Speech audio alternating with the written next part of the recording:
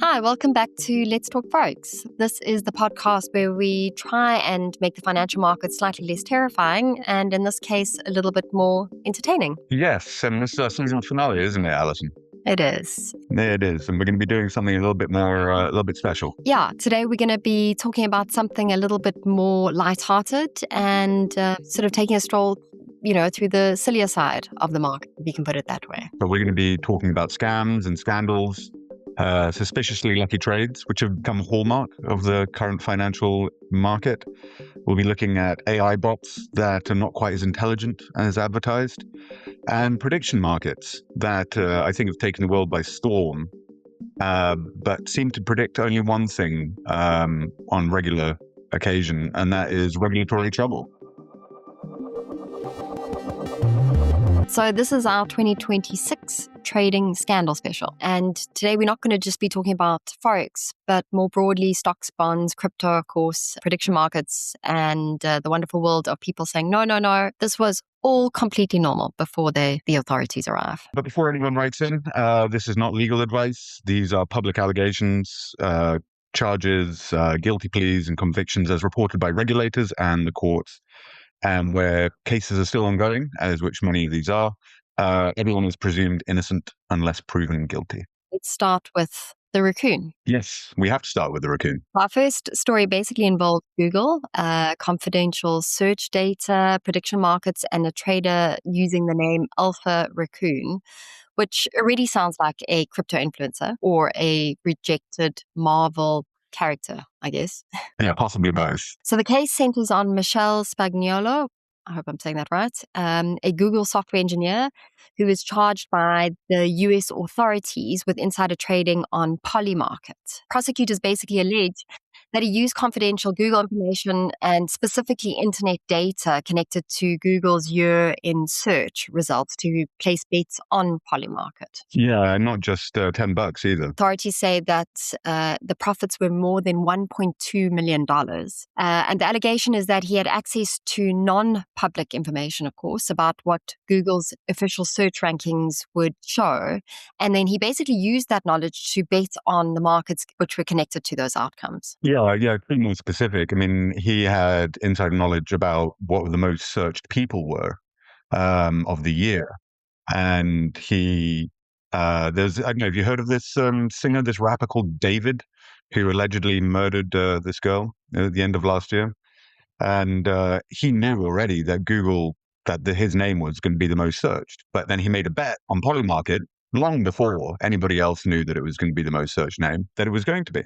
And he made huge amount of money. And this is where prediction markets become really interesting and also a bit terrifying, to be honest. In traditional finance, insider trading usually means someone knowing something price sensitive about a company before it becomes public, before the market does. Earnings, a merger, regulatory decision, things like that. Yeah, because on a prediction market, almost anything can become tradable. And as you said, search trends, elections, court decisions, geopolitical events, celebrity news, sporting outcomes, the weather, the Oscars. The weather. Someone will be fired or someone will be arrested So it's, it seems to be open to anything almost. And this creates a massive new insider trading problem because the person with inside information isn't necessarily a banker or a company executive anymore. It could be a software engineer or a campaign worker, a police officer, a military planner. It could be anyone, sports official, or someone with access to a spreadsheet they probably shouldn't have permission for. Yeah, scary actually.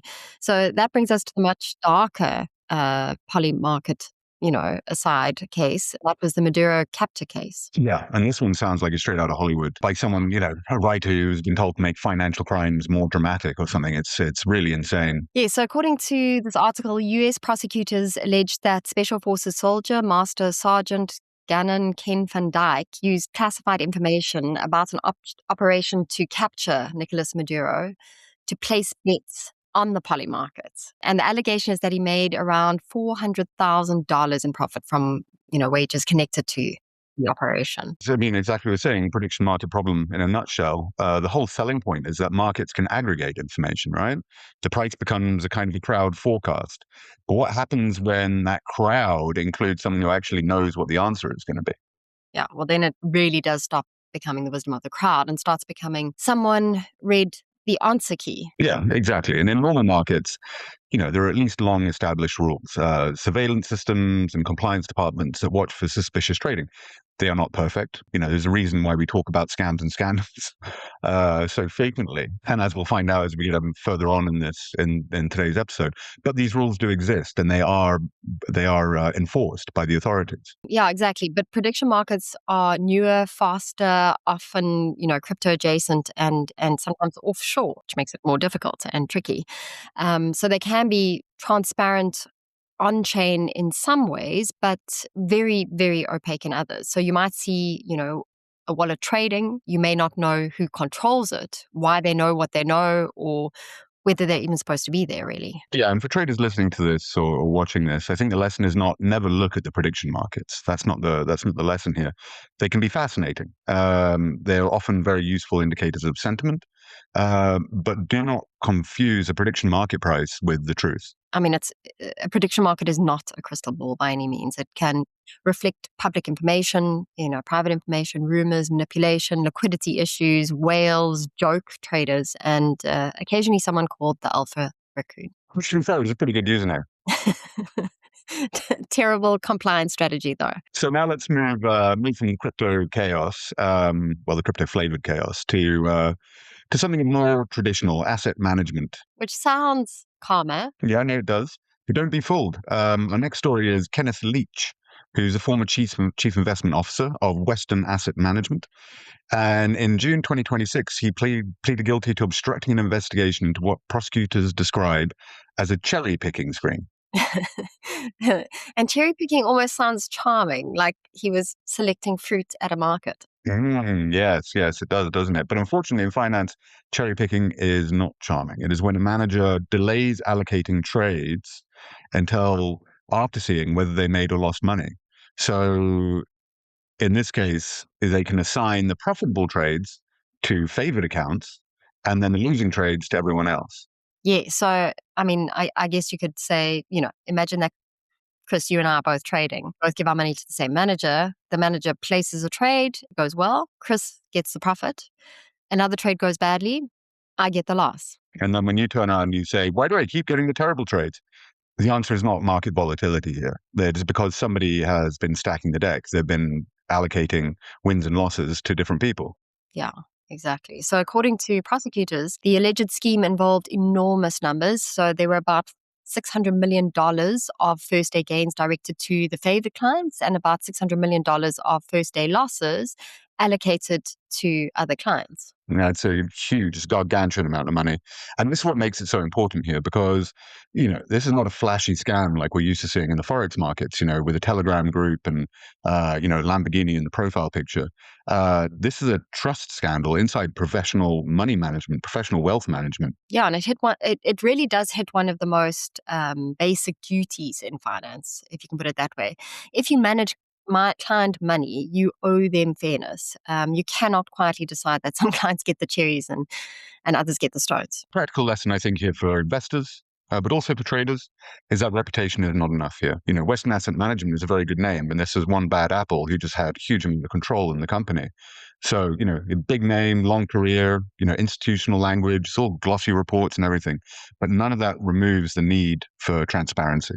Yeah, absolutely. And for anyone using managed accounts or copy trading, signal providers, or pooled investment products, the question always is, how are those trades allocated? How are the results verified? And who is checking the checker? Absolutely. Who is checking the checker? It's a good way of putting it. That might be the unofficial motto of this episode, Alice. And if nobody is, congrats. You have not built an investment process. You have built a vibes-based fruit machine. Yeah, dangerous stuff. So now let's move on to the next one. And because it is 2026, Alison, we cannot have a scams episode without the phrase AI trading bot.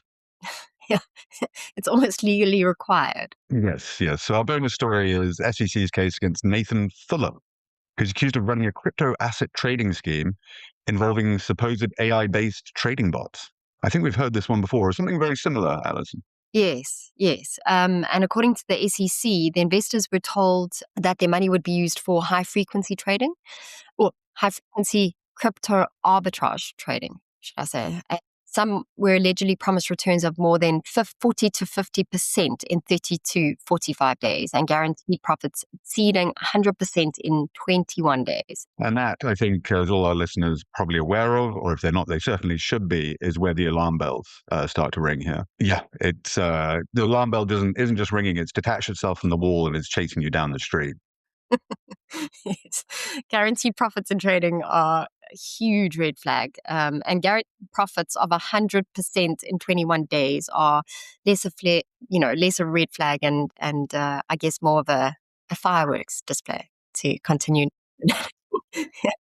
The SEC alleged the bonds did not work as represented, that millions were misappropriated, and that the investor money was used for, yes, you guessed it, Ponzi-like payments. So the really useful lesson here is that scam language evolves. 10 years ago, it might have been like secret Forex strategy, then it became crypto arbitrage, and now it is AI-powered high-frequency trading bot. Yeah, there's a lot of big words in there. But yes, absolutely right. The vocabulary changes, but the promise is the same. Huge returns, unrealistic returns, low risk, special access. And one of the keys here is urgency from the scammer. And it usually has a website with a lot of gradients. Yes, yes. Lots and lots of gradients. Very flashy websites quite often, actually. They're very believable most of the time as well. But there are a few key tells. For beginner traders, the defense is boring, but very powerful. And what you really want to do is ask for verified performance, ask who regulates the firm, of course, ask where client money is held, ask where returns are audited, and ask what the actual risk is. If the answer is our AI eliminates risk, then you really do want to close that tab before you get sucked any further. Yeah, preferably before you give them your passport and your life savings. Dangerous stuff. So, what ties all these scandals together and what do these stories have in common? At first glance, they all look very different. Yeah, we have a Google engineer betting on confidential search data. We have a soldier allegedly betting on a military operation. We have a bond manager pleading guilty in connection with a cherry picking probe. And this AI crypto bot, whatever it is, Ponzi scheme. Yeah, exactly. So they all look quite different. They're different markets, different instruments, different characters, but the same basic themes keep reappearing. Yeah, theme one here is that information is money. So if you know something before everybody else, that knowledge can be turned into profit. And that is true in stocks, bonds, commodities, crypto, Forex, and now the prediction markets. And the more tradable the world becomes, the more valuable private information becomes as well, which makes it quite dangerous. And theme two here, and I think this one's really important, is that trust is often the product. Yeah, because investors and traders are not only buying a fund, a signal, a bot, or a platform. They are buying trust, and they trust basically that, the trades are allocated fairly. They trust that performance numbers are real, and they trust that the person on the screen is not saying one thing while secretly doing something else behind the scenes. Exactly. It's a big theme. And especially it kind of resonates, I think, with a lot of people with the changes the world is going through right now. Trust, and truthiness and, fake news and all this kind of stuff. And trust really is becoming a commodity in demand. And theme three here is that technology can change the wrapper of the scandal, but it doesn't change the actual scam itself. Yeah. I mean, as you mentioned, a Ponzi scheme with an AI bot, even if it is the AI bot, is still a Ponzi scheme. Insider trading on a prediction market is still insider trading. And market manipulation through social media is still market manipulation. And I think the fourth theme here is that if the return sounds magical, then it probably belongs in fiction. Yeah. I mean, the markets can obviously create opportunity, but they never often offer certainty. So anyone selling certainty is usually selling something else. So because this is still Let's Talk Forex, I want to just bring it a little bit back to what traders actually can do. Absolutely. So we've got a scandal or a scam survivor kit for you. First, be suspicious always of guaranteed returns. It is always a red flag, especially if the numbers are huge, the time frame is very short, and the explanation includes words like AI, arbitrage, institutional liquidity, or exclusive private or secret access. Second, we want to separate analysis from incentives, right? When someone gives a market view Ask what are they going to gain if you act on it. And third, understand the product before you trade it. Prediction markets, CFDs, options, crypto tokens, copy trading accounts, signal providers, they all have different risks. And if you cannot explain how the product works, then you probably shouldn't be risking real money on it. Yeah, absolutely. Fourth, and this is something we talk about all the time, check regulation.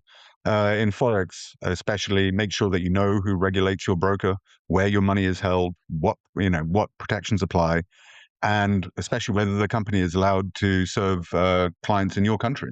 Absolutely. And fifth, be aware of urgency. As we said earlier, scammers love urgency.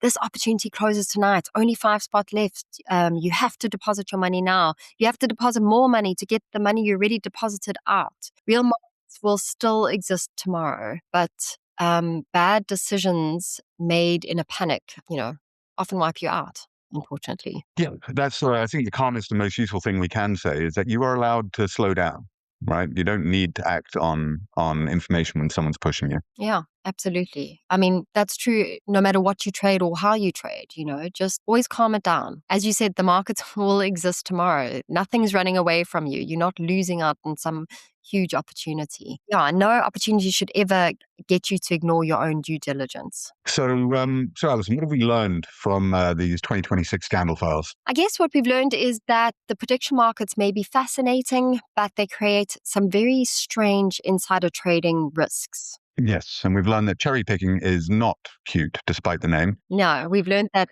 also that AI trading robots promising impossible returns should be treated with extreme caution. Yeah, and we've learned, I think, also more seriously that markets are not just charts, candles, and economic calendars. They are human systems, which means they contain ambition, fear, greed, cleverness, stupidity, and spectacular usernames occasionally. Alpha Raccoon. And for beginner traders, that might sound discouraging, but it shouldn't be. The lesson is not that all markets are scams. The lesson is that good trading starts with skepticism and caution. Yeah, exactly. So not paranoia, not cynicism, just a habit of asking yourself, who benefits? What is the risk here? Is this regulated? Is this return realistic? Can I verify someone's claim? And why is this person so desperate for me to act immediately? Yeah, exactly. And I might say, it won't protect you from every bad decision. You don't want to kid yourself that just because you're following, these particular steps, it will, but it will protect you from many of the worst ones. And with that, I think we've reached the end of this season of Let's Talk Forex, Alison. Yeah, thank you so much for listening and for, watching our channel over the last couple of months. Please, if you have any questions, don't hesitate to reach out to us, comment in the comment section below. And if you're not already, please subscribe to our channel and give us a thumbs up.